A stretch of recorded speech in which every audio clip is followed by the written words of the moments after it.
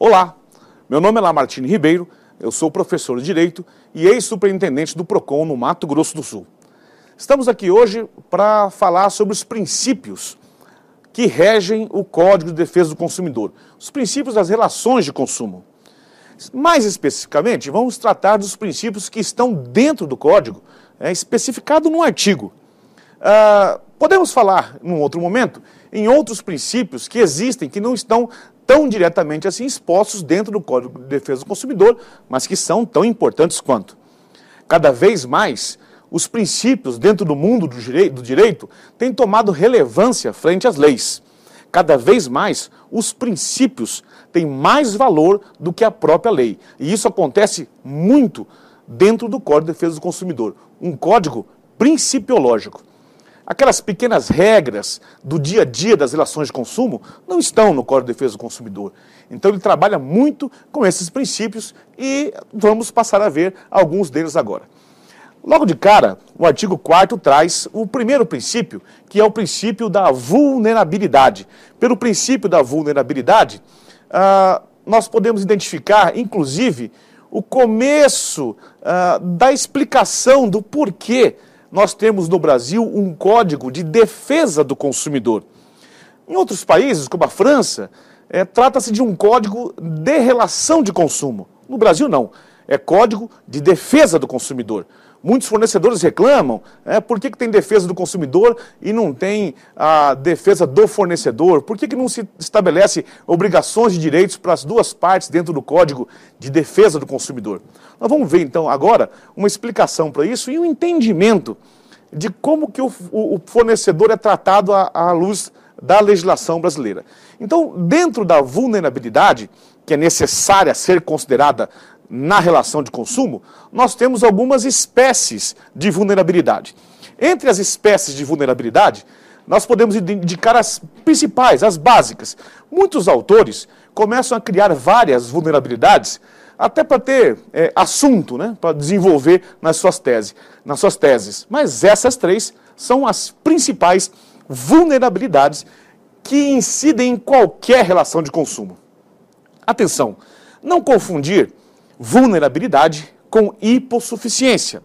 A hipossuficiência determina a relação de acesso à justiça, de proteção do consumidor, sob o ponto de vista do consumidor ser capaz ou não de se defender, sob o ponto de vista da força do consumidor. Aqui não se trata disso.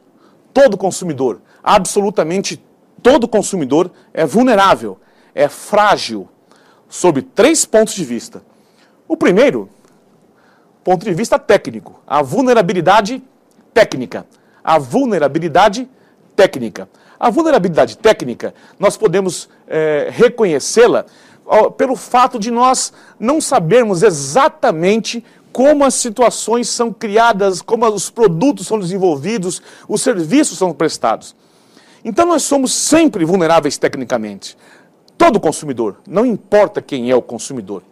Vamos pegar um exemplo de um sujeito muito rico, muito poderoso, Ike Batista, passeando numa das suas obras, resolve tomar água, ficou com sede. Ele passa num barzinho, num boteco de esquina, e vai tomar uma água naquele local.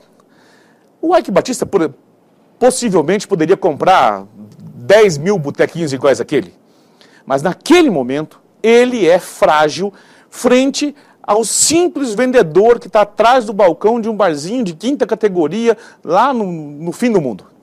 Por quê? Porque o Ike Batista não tem um domínio técnico daquilo que ele vai consumir. Então, ao abrir a garrafinha d'água, ao fazer uma pequena força para abrir a garrafinha d'água, ele não vai perceber naquele momento se a garrafinha d'água está ou não lacrada, se efetivamente aquela água é mineral, ou se aquela garrafa foi achada em algum lugar e foi preenchida com água torneiral, com água vaso sanitarial, com qualquer tipo de água. Ele não sabe. E por isso ele é frágil, ele é vulnerável tecnicamente. Isso acontece com todos nós a qualquer momento. Então não importa a hipossuficiência, não importa o poder do consumidor. Importa que na relação de consumo ele só está consumindo aquilo que ele não tem domínio, aquilo que ele não tem capacidade de realizar sozinho, pelas suas próprias forças. Nós vamos loja comprar televisão. Quando nós estivermos comprando televisão, nós não temos capacidade de saber como que aquela televisão foi produzida, como que a televisão funciona. Nós podemos ter, por exemplo, uma televisão que hoje em dia, a televisão de plasma, essas televisões fininhas, uma televisão de plasma. Olha, sinceramente, quando lançaram a televisão de plasma, eu achava que ia ser impossível, porque, para mim, plasma é uma coisa meio mole, que vai derreter, que vai escorrer. Eu achava que a televisão ia escorrer da parede.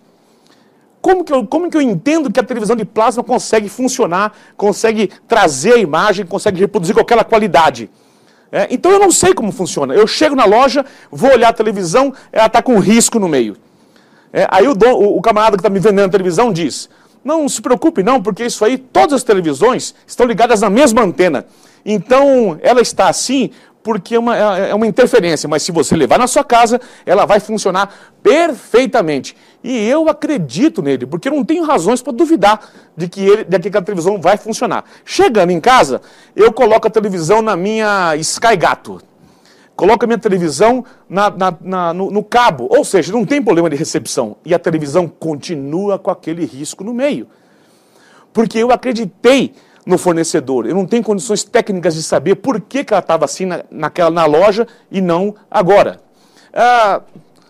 Vou confessar uma situação que demonstra bem a vulnerabilidade técnica. Semana passada, a minha mulher, que também é professora, teve que ir a um baile de formatura. Ela estava com o vestido pronto, mas não tinha um par de sapato que combinasse com o seu vestido novo entre os 250 pares de sapato que ela tem. Então nós precisamos ir para o shopping para comprar um sapato novo para combinar com o vestido. Chegamos no shopping e 6 horas depois, ela achou exatamente o sapato que combinava com o vestido. Entramos na loja, mas só tinha sapato número 35. E ela calça 36, 37.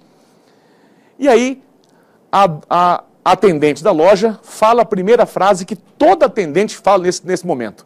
Ela diz, experimenta, essa marca tem uma forma maior. Muito bem. Minha mulher experimentou o 35 num 37. Evidentemente ficou muito apertado. Ficou parecendo aqueles pés de chinesa, né, que ficam amarradinho dentro do sapato. Ficou igualzinho aquilo lá. E aí vem a segunda frase que toda atendente de loja de sapato fala, inclusive para homem. Vai lacear. Leva, vai lacear. Não vai lacear. Nós não sabemos como faz o sapato. Nós não sabemos que tipo de couro que usa. Então, aquele sapato não vai lacear. E nós vamos continuar. Porque somos frágeis, tecnicamente. A segunda vulnerabilidade é a vulnerabilidade jurídica. Todos nós somos frágeis, vulneráveis, juridicamente. E quando eu falo todos nós, estou falando todos nós mesmo. Inclusive eu, você, qualquer pessoa que esteja numa relação de consumo, por princípio, é considerado frágil juridicamente. Isso significa que tem muitas coisas da relação de consumo e muitas relações, especialmente serviços, são contratos de adesão, que nós não entendemos plenamente. Que muitas vezes nós nem sequer temos os contratos dos serviços que nós usamos. Será que todos nós temos lá em casa, guardado, o contrato de fornecimento de energia, de água, de telefonia móvel, fixa, internet? Nós temos esses contratos guardados em casa? Bom, se você tem, parabéns. Confesso que eu mesmo não os tenho todos. Mas, mesmo se tivesse, a vulnerabilidade jurídica, ela está no entendimento, na concepção que todos devem ter a respeito dessas relações. Por exemplo, nem todos sabem plenamente, têm um domínio com relação às cláusulas de permanência, que infelizmente são permitidas hoje no Brasil. Então, quando você contrata um serviço de telefonia, você vai ficar 12 meses ligado àquela empresa. É o chamado, a cláusula de permanência, chamada fidelização. Na telefonia, 12 meses. Vocês já viram alguma situação em que a atendente da loja de telefonia, ao lhe apresentar o seu novo celular que você ganhou, entre aspas, a partir dos bônus que você tinha, porque ninguém dá nada de graça, então você está adquirindo aquele celular, você vai ficar 12 meses ligado àquela empresa para poder compensar para a empresa o desconto que ela deu na aquisição daquele celular. Agora você imagina a seguinte cena, eu estou lá, recebo meu celular novo, todo paramentado, tecnológico de ponta, tem Bluetooth, WhatsApp, todo cheio de coisa, você está encantado com o celular, de repente está olhando, vendo a sua agenda nova, quais são os joguinhos que tem no celular, entra por baixo da sua mão um papel e ela diz assim, assina aqui, é o cadastro, é a renovação do cadastro. Não é renovação de cadastro, é uma nova fidelização. Agora imaginem a vendedora dizendo o seguinte, meu senhor, só um instantinho, tira aqui o celular de lado. Veja bem o que eu vou lhe explicar agora. O senhor, ao assinar esse documento, vai ficar 12 meses ligado a essa empresa. Qualquer coisa que aconteça, o senhor não vai poder se desligar da empresa. Se o senhor não estiver satisfeito conosco, isso não interessa para nós, porque o senhor vai ter que ficar 12 meses ligados a essa empresa. Se quiser sair, vai ter que pagar multa. O senhor me entendeu? O senhor quer continuar com a nossa relação de consumo agora? Claro que elas não fazem isso. Claro que as empresas não fazem isso. Isso gera uma vulnerabilidade jurídica.